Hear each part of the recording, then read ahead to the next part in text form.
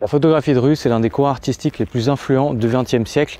Et si à l'époque il fallait des gros appareils pour la pratiquer, maintenant on a presque tous dans notre poche de quoi en faire, c'est-à-dire un téléphone. Ça fait presque maintenant 8 ans que je fais de la photo de rue, 8 ans que j'affine mon style grâce à un énorme appareil. Je travaille sur un Mamiya 645 AFD, mais j'ai voulu tenter une expérience cette fois-ci, c'est-à-dire faire de la photo de rue avec mon iPhone 16 Pro.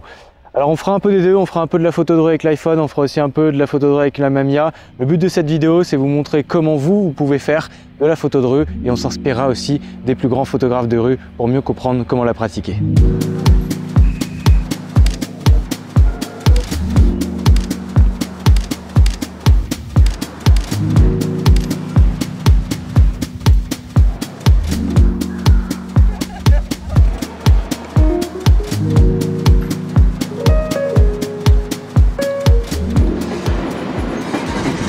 Alors la photo de rue, c'est un style de photo assez complexe à saisir. Alors même si la définition elle est assez bien établie, il y a quand même beaucoup de façons différentes de l'aborder et différentes visions.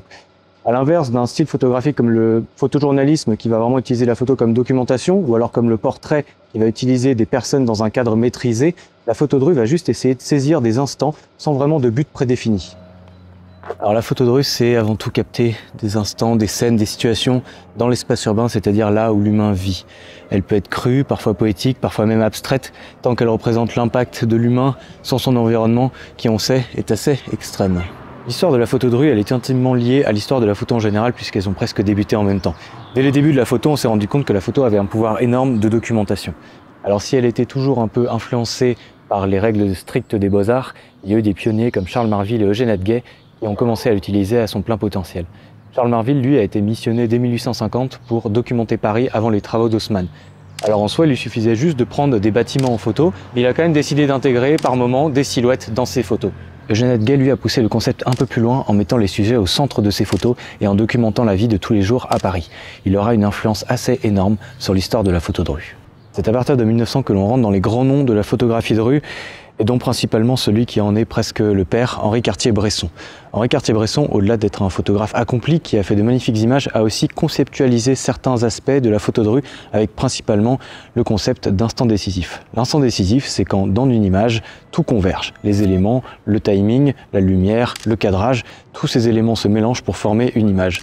Ce concept, il a dépassé les limites aussi de la photographie et est allé aussi dans la philosophie. Et c'est grâce à ces nouveaux concepts que des photographes dès 1900 ont pu nous sortir les plus belles pépites de la photographie de rue. À partir de 1950, la photo de rue devient un vrai mouvement artistique avec par exemple des influences du Bauhaus en Allemagne quelques années auparavant. Les photographes de rue commencent à expérimenter des cadrages particuliers, commencer à aller plus chercher de l'abstraction et des nouvelles façons de documenter la rue. C'est aussi durant ces années que Henri Cartier-Bresson va fonder l'agence Magnum en 1947 qui va aussi pousser la photo de rue à faire de plus en plus de documentaires. À New York, des photographes comme Gary Winogrand ou Joël Meyerowitz s'éloignent petit à petit de l'approche maîtrisée et définie par l'instant décisif et commencent à jouer avec des cadrages différents et surtout une photo beaucoup plus spontanée dans les rues de New York. L'un des grands changements en photo de rue, c'est aussi l'arrivée de la couleur. Quand on parle de photo de rue, souvent on imagine des photos en noir et blanc et c'est vrai que la couleur est arrivée assez tardivement avec la généralisation de pellicules très connues par exemple comme la Kodak Kodachrome. Dans les pionniers de la photo de rue, il y a par exemple William Eggleston qui lui était assez loin de l'instant décisif et qui va juste utiliser la couleur pour magnifier des scènes simples du quotidien. L'un de mes photographes de rue préférés, aussi précurseur de la photographie de couleur, c'est Saul Leiter. Saul Leiter, il avait une approche de la couleur assez particulière puisqu'il utilisait la couleur pas de façon très forte, avec souvent des tons assez feutrés, dans un New York souvent très pluvieux. Il avait aussi une capacité de cadrage et une vision, une lecture de l'environnement urbain très particulière. J'aime beaucoup ses cadrages et sa vision artistique puisqu'elle nous transporte un peu au-delà de l'environnement urbain que l'on voit tous les jours. Voilà, on pourrait citer de nombreux photographes de rue qui ont marqué ce courant artistique et photographique et je pense que ça mériterait une vidéo dédiée. En tout cas, la photo de rue n'a jamais eu autant la cote sur les réseaux et il y en a qui nous sortent de très belles pépites. Alors pour me situer un peu dans ce style photographique qu'est la photo de rue, je suis un peu entre le documentaire et l'abstrait. Ce que j'aime, c'est comprendre, découvrir la complexité des espaces urbains et chercher à les simplifier au maximum. C'est pour ça que mes photos sont souvent très épurées, qu'on va chercher surtout des compositions et que parfois ça part un peu dans l'abstrait. En ça, en fait, je suis vraiment plus dans l'instant décisif de Cartier-Bresson. En fait, j'aime voir la photo de rue comme l'expression complexe et fine des instants et des situations qui nous entourent.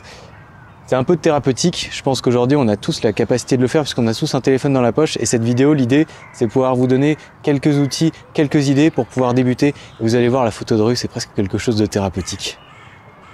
Donc en soi, on peut faire de la photo de rue avec presque tout type d'appareil et aujourd'hui on a la chance de presque tous avoir un appareil sur soi, un téléphone. Alors j'ai déjà revu l'iPhone 14 à l'époque en photo et puis l'iPhone 16 aussi en vidéo puisque l'iPhone 16 Pro a eu une grosse évolution en vidéo. Vous pouvez voir, c'est déjà sur ma chaîne, mais il y a un problème qui reste toujours, c'est que les 3 focales que propose l'iPhone ne sont pas celles qui me correspondent et qui me va en rue. On a un 13, un 24 et un 150 ou un 120. Le problème étant que le meilleur capteur c'est le 24 et que moi je suis pas trop en rue en 24 en grand angle, je serais plutôt sur un 50 mm. J'ai eu la chance parce que du coup il y a une marque qui m'a contacté qui s'appelle Sandmarc et Sandmarc ils ont trouvé une solution pour résoudre ce problème. Vous allez pouvoir justement ajouter cette petite optique qui va transformer le 24 mm, le meilleur capteur, en 48 mm. On la visse comme ça, il y a une coque qui va avec et du coup ça permet de doubler la focale et ça permet de faire des photos de rue en 50 mm. Alors on voit que c'est de la bonne qualité parce qu'on reçoit l'optique directement dans une petite pochette, un cache à l'arrière pour pouvoir le visser sur la coque et puis un cache à l'avant pour cacher la grande optique frontale et on voit que c'est de la qualité. Donc merci à Sandmarc pour m'avoir donné cette optique. Donc je suis pas rémunéré pour la vidéo mais ils m'ont donné l'optique, donc je vous invite à aller voir sur leur site pour tous les autres accessoires qu'ils peuvent proposer. Ensuite, 90% de mes photos, elles sont faites avec cet énorme appareil qui est pas vraiment fait pour sortir dans la rue, mais qui, quand je suis concentré, me fournit de photos incroyables. J'ai la possibilité de changer le dos, j'ai la possibilité de mettre des pellicules moyen format qui ont un rendu excellent. Et puis en fait, plus on avance dans la photo, plus on se rend compte que c'est pas vraiment une question d'outil en soi, mais une question de processus. Alors l'outil va forcément influencer le process, mais on se rend compte que finalement c'est vraiment le process qui va faire les photos. Et là j'ai trouvé avec cet appareil et tout ce qu'il y a autour un processus qui me permet de sortir des belles photos quand je suis concentré, donc c'est pour ça que je l'utilise presque 90% du temps. D'ailleurs en parlant de processus, en fait pour commencer la photo de rue, en tout cas même pour aborder la photo de rue, il y a on va dire 2 idées, 2 processus principaux qu'on va aller tester directement sur le terrain.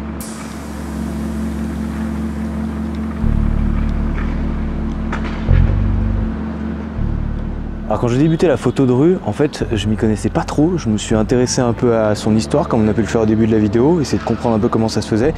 Et au début, je me focalisais vraiment sur les personnes.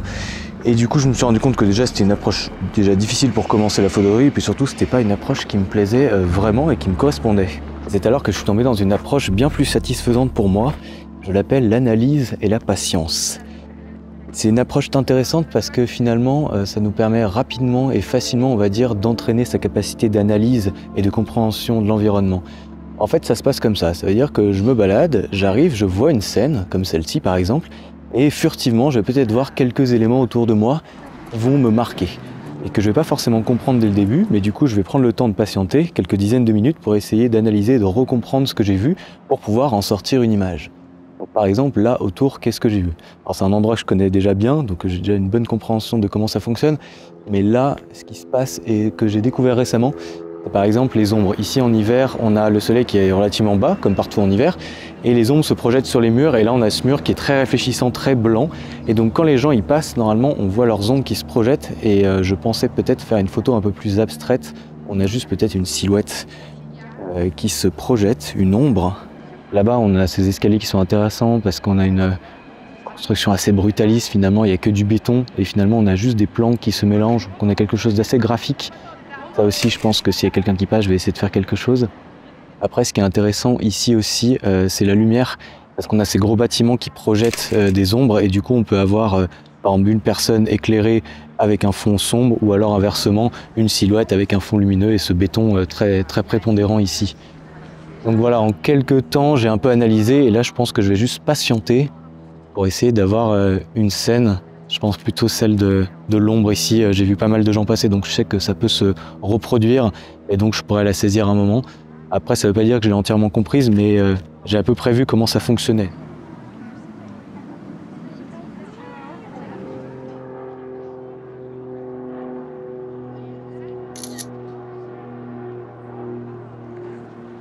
En fait, mon approche, c'est beaucoup plus la théorie de l'instant décisif de Cartier-Bresson. même si je me cherche pas forcément un instant décisif, mais plutôt un alignement, on va dire, complexe de variables. Là, par exemple, il y a quelque chose, une scène assez large, mais on va pouvoir jouer finalement sur les ombres en fait, sur les silhouettes qui passent devant. Alors je vais essayer de cadrer vraiment en entier tout le bâtiment. Alors je l'avais vu en fait en arrivant parce qu'on a ce grand trait de lumière qui sépare vraiment entre une lumière assez douce de l'hiver et puis les gens qui peuvent passer devant. Peut-être que je me recule un peu pour avoir plus de cadre. Alors là, la problématique, c'est que maintenant je comprends un peu mieux, c'est que le contraste n'est pas assez fort. Il n'y a pas assez de lumière avant, après, donc les gens sont pas assez des silhouettes. Et puis il y a aussi beaucoup de gens qui passent en fond. Alors des petites silhouettes au fond, ça pourrait marcher, une silhouette devant, ça pourrait marcher, mais l'entre-deux où les silhouettes sont trop près, ça marche pas. Donc soit j'attends, c'est moins probable que ça arrive, mais ça peut être joli, soit je change d'endroit. Bon, après, faut pas hésiter à changer d'avis, parce que finalement là, ce plan-là est pas mal aussi, avec l'ombre de l'arbre ici. Sauf que le problème, c'est que c'est très peu probable que j'ai une personne qui passe ou une interaction avec, et je vois pas juste l'intérêt de prendre juste l'arbre en fait. Donc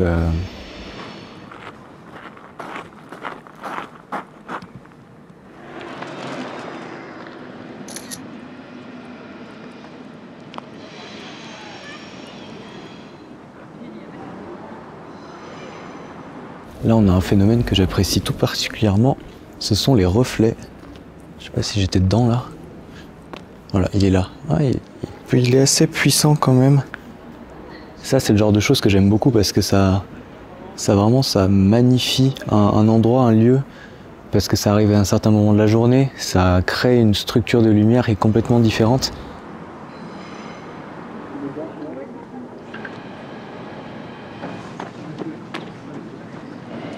J'ai changé un peu d'endroit parce que là, je pense que j'avais un peu épuisé la scène là-bas.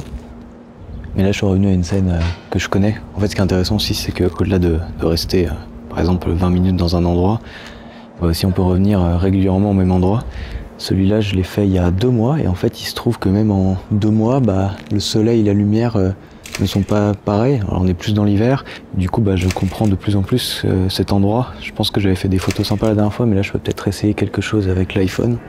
Un point important en photo de rue, c'est que rien que notre présence va changer ce qui se passe autour. J'aime bien faire le parallèle de la photo de rue avec la physique quantique, c'est que finalement, à chaque fois qu'il y a un observateur, quelqu'un qui va observer une expérience, il va influencer le résultat de l'expérience. Surtout en physique quantique où finalement on a ce cadre théorique qui nous permet d'imaginer des électrons qui sont à plusieurs endroits à la fois. En tout cas, leur localisation n'est pas définie. L'information qui peut, en tout cas des états superposés qui peuvent être les mêmes à des distances énormes. On a des choses comme ça qui théoriquement nous paraissent très bizarres, mais dès qu'on mesure, ça redevient normal. Dès qu'on mesure un électron, on sait où il est exactement. Par contre, on connaît plus sa vitesse et par contre, on a cette décohérence quantique, comme on l'appelle. Je trouve que le parallèle avec la photo de rue est assez intéressant parce que on est là, on observe, et dès qu'on prend la photo, on saisit l'instant. Et l'instant devient observé finalement, il disparaît un peu. Là, vous voyez, c'est un exemple parfait, c'est parce qu'en fait, les gens, il faut qu'ils passent à peu près là à peu près. Le problème, c'est qu'en fait, moi, je suis au milieu du chemin, donc les gens, ils me contournent. Donc en fait, j'agis sur la direction des gens qui passent, et du coup, ça m'empêche de prendre ma photo. Donc il faut que je me recule, que je me cache un peu, et puis après, dès que je vois quelqu'un, il faut que j'avance, mais sans faire peur, juste pour prendre sa silhouette projetée sur le mur. Donc c'est assez technique, celle-ci. Même si là j'ai eu quelques essais, pas hyper concluants, mais ça a l'air de marcher plus ou moins bien. Donc, Alors quelle que soit l'approche, ce qui est important, c'est analyser ces images. C'est vrai qu'en argentique, on a l'obligation un peu d'analyser ces images puisqu'on doit les traiter pour pouvoir les voir. Avec le téléphone, l'inconvénient, c'est que du coup, les images, elles finissent souvent au fond du téléphone et on les re-regarde jamais, on les retouche jamais. Donc c'est pas ce qu'on va faire, on va justement analyser ces images pour comprendre ce qui allait, ce qui allait pas bien et pouvoir faire de meilleures photos à l'avenir. Alors, première photo, quand je suis arrivé, je l'ai vu directement, je connaissais un peu cet endroit, et puis j'ai fait cette photo-là. Alors, je vais pas vous cacher quelque chose, c'est que cette optique qui se met sur le téléphone, celle qui double la focale, elle déforme un peu l'image et puis il y a un peu de vignettage. Alors le vignettage ça peut s'enlever, la déformation aussi plus ou moins, mais il y en a un peu. C'est pas très grave. Là du coup j'avais vu vraiment cette vision un peu d'avoir ces silhouettes qui passent devant et puis c'était lumineux derrière, mais en fait c'était pas le cas. On a vraiment en fait un contraste qui est pas énorme et du coup ça marche pas très bien. Donc voilà. Au niveau de la retouche, ce que c'est que j'ajoute un peu de grain parce que je sais pas, je trouve que l'iPhone il a un côté un peu trop quand même. Alors les photos sont bonnes, la qualité est bonne, mais il y a beaucoup de traitements logiciels de l'iPhone qui font que parfois ça manque un peu de vie, un peu d'organique, et du coup ce que je fais c'est que j'ajoute un peu de grain. Donc celle-ci voilà, pas très réussie. L'idée est là, mais la réalisation n'y est pas. Ah, celle-ci je voulais pas montrer, mais elle est cool quand même parce que en fait je l'ai même pas retouchée. En fait il y a peut-être quelque chose à faire en fait finalement. C'est bien, vous voyez, de pouvoir prendre en compte ce genre de choses parce que finalement cette photo je trouve qu'en fait elle a un peu elle a de la gueule. Mais j'aime bien ce côté, c'est très simple, très rectiligne, très pur. Et puis on a cette personne qui lit son livre au soleil, donc ça rend assez bien. Ça a été vraiment pris sur le vif, donc moins dans l'approche instant décisif, moins dans la réflexion et l'analyse, mais plus dans vraiment la seconde approche qu'on verra bientôt, qui est une approche beaucoup plus organique. Et voilà, ça je l'avais déjà un peu vu cet endroit et là ça marche bien. Voilà, on a toujours un peu de déformation, mais globalement c'est une photo qui marche bien. Parce que justement, on a exactement ce que je veux, les ombres, le côté très simple, très épuré, avec juste l'ombre de la personne qui passe. Donc j'en ai fait 1000, comme d'habitude, quand je fais du numérique, ce qui du coup me complexifie la tâche de choisir, mais par exemple celle-ci marche bien, parce que là on a vraiment les personnes qui passent, on a une compréhension un peu de qu'est-ce qui se passe, les personnes et les ombres, parce qu'il y en a où en fait on comprend pas trop ce qui se passe, quand on sait même pas si c'est des personnes. Et puis après du coup je suis passé là j'en ai fait plusieurs qui étaient pas très bien réussis, pareil le contraste n'est pas assez bon, et finalement il y en a eu une où la personne était habillée en noir, ça passait bien, et là on a vraiment une belle scène je trouve, donc je l'ai mis en 16/9 parce que du coup on a ce côté un peu plus scène quoi, un peu presque paysage urbain avec un sujet quand même. On aurait peut-être voulu avoir plus de distance pour avoir plus de force en fait dans le paysage urbain et la silhouette qui serait peut-être un peu plus petite, mais ça marche quand même assez bien. Donc on voit que c'est quand même important justement d'analyser ces photos a posteriori parce que sinon on oublie ce qu'on fait et puis on n'apprend pas de ses erreurs. C'est quelque chose qui en argentique est très présent et avec le téléphone qu'on fait un peu moins. Mais là, on va essayer d'aborder une nouvelle approche de la photo de rue qui est un peu plus complexe. Je pense que pour comprendre la rue, déjà, il faut commencer par cette approche d'instant décisif, d'analyse et de patience sur laquelle j'ai commencé à travailler. Et puis à un moment, dès qu'on a commencé à comprendre un peu l'espace urbain, on peut vraiment se laisser aller sur quelque chose de beaucoup plus instinctif. Et donc là... on part vraiment un peu dans tous les sens, on court, on marche dans la rue et on se jette vraiment sur les photos, à prendre beaucoup plus de photos dans tous les sens, peut-être moins bien cadrées, mais là on va peut-être aller plus chercher l'instant, chercher plus l'histoire, chercher plus les événements particuliers qui sont dans la rue et qui sont beaucoup plus difficiles à anticiper, donc dès qu'on les voit, il faut les prendre en photo. Et c'est ce qu'on va faire bientôt. Je suis parti en fait à Copenhague avec mes parents et c'était l'occasion de tester cette méthode-là, puisque ils avançaient et qu'ils n'avaient pas le temps de m'attendre 40 minutes à un coin de rue. Donc j'ai pu complètement me mettre dans ce processus de prise de vue très rapide, puisqu'on avançait constamment et j'ai eu quelques belles images, je vous montre ça, à Copenhague.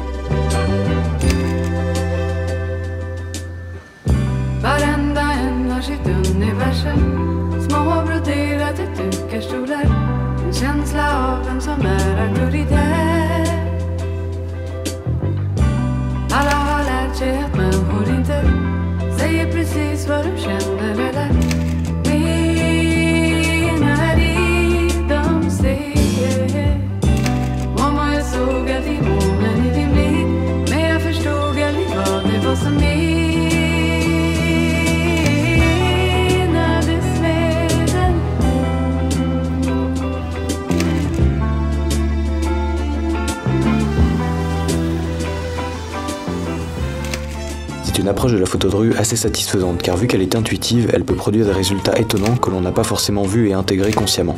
Et on est d'autant plus satisfait de créer quelque chose spontanément. C'est ce qui se rapproche le plus d'une créativité instinctive que l'on retrouve dans d'autres types d'art comme par exemple en musique avec l'improvisation. Mais on voit bien qu'il faut aussi avoir une très bonne base pour savoir improviser.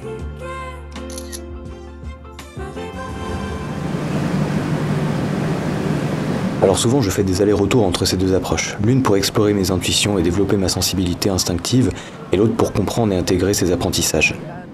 On est ici dans un lieu particulièrement intéressant qui mérite de mélanger ces deux approches. Durant ces 3 heures de croisière sur le Léman, j'ai d'abord eu le temps d'analyser la dynamique globale du bateau, les différents endroits, la forte présence de l'eau et de la météo, les différents espaces et leur interaction avec l'extérieur. Ensuite, j'ai saisi mon téléphone et j'ai commencé à explorer de façon assez erratique à la recherche de sujets pour y exprimer comment les passagers interagissent avec tout ce que j'ai pu comprendre du lieu. On ouvre ses sens, on bouge dans tous les sens, on devient hyper attentif. Ça peut être parfois trop et c'est pour ça qu'il faut des filtres pour limiter et définir ce que l'on veut observer. Et bien évidemment, pour évoluer et découvrir, il faut faire tomber tous ces filtres.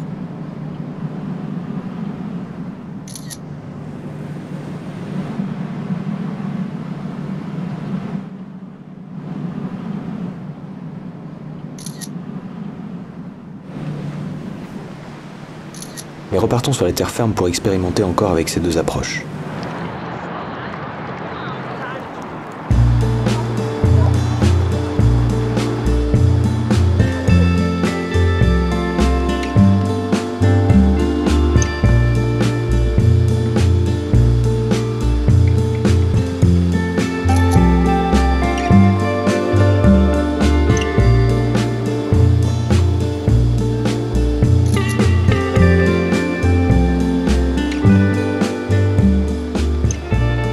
Alors, elle est hyper intéressante cette scène parce qu'il y a surtout cet immeuble dans le fond qui réfléchit bien la lumière avec un bleu étrange, les câbles au-dessus, on a le tram qui passe à chaque fois et je suis arrivé, j'ai sorti mon téléphone, j'ai snappé 2 photos et c'était propre, je suis assez content, j'ai eu des instants très particuliers.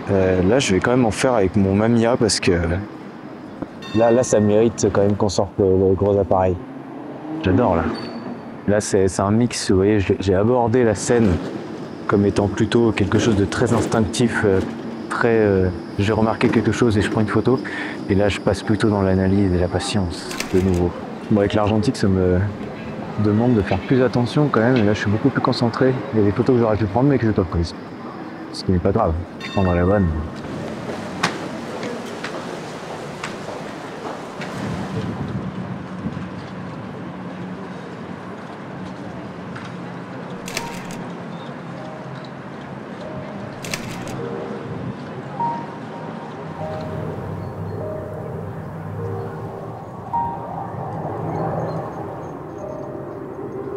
Alors l'essai de photographie, c'est une approche que j'aime tout particulièrement puisqu'elle nous permet vraiment de découvrir les merveilles de notre quotidien, que ce soit de façon rationnelle et réfléchie ou alors complètement instinctive quand on se balade rapidement dans l'environnement urbain.